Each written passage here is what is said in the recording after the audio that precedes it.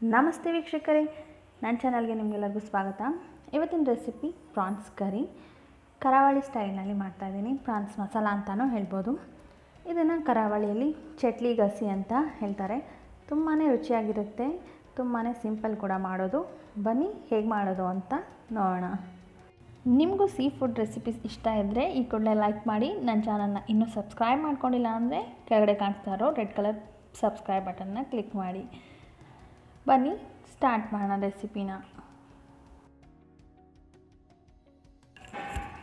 ಮೊದಲಿಗೆ ಒಂದು ಮಸಾಲೆ ಹುರ್ಕೋಬೇಕಾಗತ್ತೆ. ನಾನಿಲ್ಲಿ 2 ಚಮಚ ಆಗೋಷ್ಟು ಧನಿಯಾ ತೊಗೊಂಡಿದ್ದೀನಿ. ಹಾಗೆ 1 ಚಮಚ ಆಗೋಷ್ಟು ಜೀರಿಗೆ, ಅರ್ಧ ಚಮಚ ಆಗೋಷ್ಟು ಕಾಳುಮೆಣಸು, ಹಾಗೆಯೇ ಒಂದು 1/4 ಚಮಚ ಆಗೋಷ್ಟು ಮೆಂತ್ಯ ತೊಗೊಂಡಿದ್ದೀನಿ. ಇದನ್ನು ಚೆನ್ನಾಗಿ ಡ್ರೈ ರೋಸ್ಟ್ ಮಾಡ್ಕೊತಾ ಇದ್ದೀನಿ. ಚೆನ್ನಾಗಿ ಹೊಂಬಣ್ಣ ಬರೋವರೆಗೂ ರೋಸ್ಟ್ ಮಾಡ್ಕೊಳ್ಳೋಣ. ಓಕೆ, ಇದೊಂದು 90% ರೋಸ್ಟ್ ಆಗಿದೆ ಅನ್ನುವಾಗ ಇದಕ್ಕೆ ಸ್ವಲ್ಪ ಬ್ಯಾಡಗಿ ಮೆಣಸಿನ್ಕಾಯಿ, ಒಂದು 6ರಿಂದ 7 ಬ್ಯಾಡಗಿ ಮೆಣಸಿನ್ಕಾಯಿ ತೊಗೊಂಡಿದ್ದೀನಿ ನಾನು. ಅದನ್ನು ಹಾಕ್ಕೊಂಡು ಚೆನ್ನಾಗಿ ಹುರ್ಕೋಬೇಕು.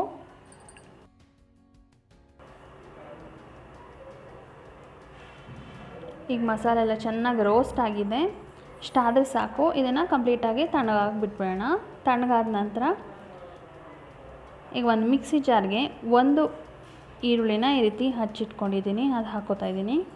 ಅದ್ರ ಜೊತೆಗೇ ಒಂದು ಇಡೀ ಬೆಳ್ಳುಳ್ಳಿ, ಹಾಗೆಯೇ 1 ಇಂಚ್ ಆಗೋಷ್ಟು ಶುಂಠಿ, ಮತ್ತು ಒಂದು ಅರ್ಧ ಚಮಚ ಆಗೋಷ್ಟು ಅರಿಶಿನ ಪುಡಿ, ಹಾಗೆ ಒಂದು ಅರ್ಧ ಚಮಚ ಗರಂ ಮಸಾಲ ಪುಡಿ, ಆಮೇಲೆ ನಾವೇನು ಹುರಿದಿದ್ವಲ್ಲ ಆ ಮಸಾಲೆನ ಅದಕ್ಕೆ ಹಾಕೋತಾ ಇದ್ದೀನಿ.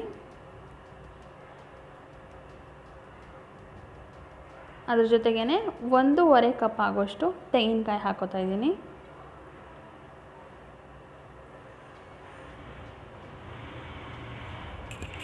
ಅದಕ್ಕೆ ರುಬ್ಬಕ್ಕೆ ಎಷ್ಟು ಬೇಕೋ ಅಷ್ಟು ನೀರು ಹಾಕೋತಾ ಇದ್ದೀನಿ. ಒಂದು ಅರ್ಧದಿಂದ 3/4 ಕಪ್ ಅಷ್ಟು ನೀರು ಹಾಕ್ಕೊಂಡಿದ್ದೀನಿ ಇಲ್ಲಿ.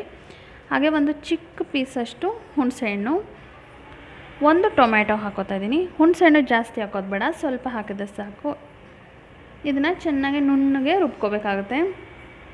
ನೋಡಿ, ಇಲ್ಲಿ ಚೆನ್ನಾಗಿ ನುಣ್ಣಗೆ ರುಬ್ಕೊಂಡಿದ್ದೀನಿ. ಮಸಾಲ ರೆಡಿಯಾಗಿದೆ.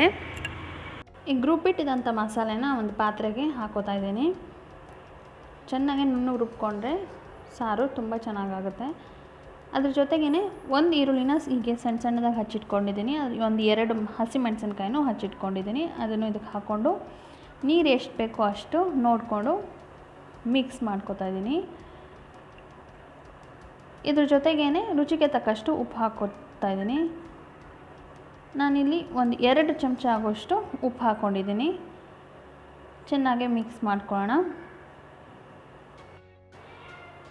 ಚೆನ್ನಾಗಿ ಮಿಕ್ಸ್ ಮಾಡಿದ್ದಾಗಿದೆ. ಒಂದು ತಟ್ಟೆ ಮುಚ್ಚಿ ಇದನ್ನು ಚೆನ್ನಾಗಿ ಕುದಿಯೋಕೆ ಬಿಟ್ಬಿಡೋಣ. ನೋಡಿ, ಚೆನ್ನಾಗಿ ಕುದಿ ಬರ್ತಾ ಇದೆ. ಈ ಮಸಾಲೆ ಏನಿದೆ ಇದು ಚೆನ್ನಾಗಿ ಹೀಗೇನೆ ಕುದ್ದು ಅದು ಹಸಿ ಸ್ಮೆಲ್ಲೆಲ್ಲ ಹೋಗಬೇಕು. ಅಲ್ಲಿವರೆಗೂ ಚೆನ್ನಾಗಿ ಇದನ್ನು ಕುದಿಸ್ಕೋಬೇಕಾಗುತ್ತೆ. ಇದನ್ನು ಒಂದು 5ರಿಂದ 10 ನಿಮಿಷ ಚೆನ್ನಾಗಿ ಕುದಿಸ್ಕೋಬೇಕಾಗುತ್ತೆ. ಹಸಿ ಸ್ಮೆಲ್ ಏನಿದೆ ಅದು ಕಂಪ್ಲೀಟಾಗಿ ಹೋಗೋವರೆಗೂ ಚೆನ್ನಾಗೆ ಕುದಿಸ್ಕೋಬೇಕು. ಈಗ ನೋಡಿ, ಚೆನ್ನಾಗಿ ಕುದ್ದಿದೆ. ನಾನಿಲ್ಲಿ ಒಂದು ಅರ್ಧ kg ಆಗೋಷ್ಟು ಪ್ರಾನ್ಸ್ನ ತೊಗೊಂಡಿದ್ದೀನಿ. ಅದನ್ನು ಹಾಕ್ಕೊಂಡು ನಿಧಾನಕ್ಕೆ ಒಂದು ಮಿಕ್ಸ್ ಮಾಡ್ಕೊತಾ ಇದ್ದೀನಿ. ಅದಾದ ನಂತರ ಒಂದು ತಟ್ಟೆ ಮುಚ್ಚಿಟ್ಟು ಒಂದು 4ರಿಂದ 5 ನಿಮಿಷ ಇದು ಕುದ್ರೆ ಸಾಕು. ಜಾಸ್ತಿ ಓವರಾಗಿ ಕುದ್ಸೋಕೆ ಹೋಗಬೇಡಿ. ಪ್ರಾನ್ಸು ಒಂಥರ ರಬ್ಬರ್ ಟೈಪ್ ಆಗೋಗುತ್ತೆ. ಒಂದು 4 ನಿಮಿಷ ಇದು ಬೆಂದರೆ ಸಾಕಾಗುತ್ತೆ. ಅದೇ ಬಿಸಿ ಹಬೆನಲ್ಲೇ ಇದು ಬೆಂದೋಗುತ್ತೆ. ಈಗ ಅದಕ್ಕೆ ಕೊನೆಯದಾಗಿ ಕೊತ್ತಂಬರಿ ಸೊಪ್ಪು ಹಾಕ್ತಾಯಿದ್ದೀನಿ. ನೋಡಿ, ಘಮ ಘಮ ಅಂತ ಇರೋವಂಥ ರುಚಿಯಾಗಿರುವಂಥ ಪ್ರಾನ್ಸ್ ಕರಿ ರೆಡಿಯಾಗಿದೆ. ಇದನ್ನು ನೀವು ದೋಸೆ, ಇಡ್ಲಿ ಅಥವಾ ಅನ್ನದ ಜೊತೆಗೆ ತಿನ್ಬೋದು. ತುಂಬಾ ಟೇಸ್ಟಿಯಾಗಿರುತ್ತೆ. ಇದು ಇಡ್ಲಿ ಮತ್ತು ಕೊಚ್ಚಕ್ಕಿ ಅನ್ನಕ್ಕೆ ಹೇಳಿ ಮಾಡಿಸಿದಂಥ ರೆಸಿಪಿ. ತುಂಬಾ ಚೆನ್ನಾಗಿರುತ್ತೆ. ನೀವು ಒಂದು ಸತಿ ಟ್ರೈ ಮಾಡಿ ನೋಡಿ. ಈ ರೆಸಿಪಿ ನಿಮ್ಗೆ ಇಷ್ಟ ಆದರೆ ಲೈಕ್ ಮಾಡಿ. ಹಾಗೆ ನಿಮ್ಮ ಫ್ರೆಂಡ್ಸ್ ಮತ್ತು ಫ್ಯಾಮಿಲಿ ಜೊತೆಗೆ ಶೇರ್ ಮಾಡೋದನ್ನ ಮರಿಬೇಡಿ. ನೀವಿನ್ನೂ ಚಾನಲ್ನ ಸಬ್ಸ್ಕ್ರೈಬ್ ಮಾಡ್ಕೊಳ್ಳದೆ ನೋಡ್ತಾ ಇದ್ದರೆ ಸಬ್ಸ್ಕ್ರೈಬ್ ಮಾಡ್ಕೊಳ್ಳೋದನ್ನ ಮರಿಬೇಡಿ. ಮತ್ತೊಂದು ಈಸಿ ಇಂಟ್ರೆಸ್ಟಿಂಗ್ ರೆಸಿಪೀಸ್ ಜೊತೆಗೆ ಮತ್ತೆ ಸಿಗ್ತೀನಿ. Thanks for watching. ಬಾಯ್.